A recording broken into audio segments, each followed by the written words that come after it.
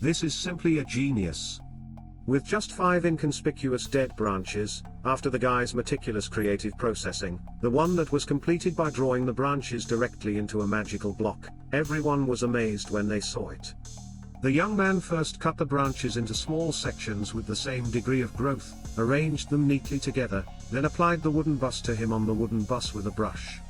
The soldier then pasted them together in an orderly manner, waited for the water to solidify, and then drew a garden on top with a compass.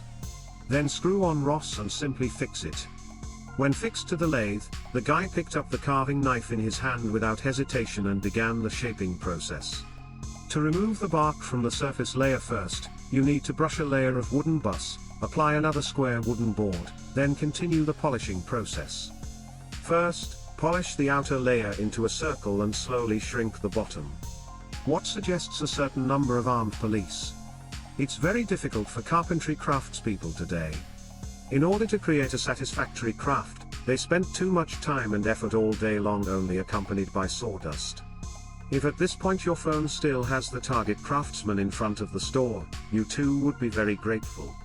After the young man's economical carving process, the general appearance was revealed. The interior was tidied up with a carving knife, then the fur on the inner and outer surfaces was polished with sandpaper, and finally applied a brightening color to keep a low profile, which immediately became bright and bright.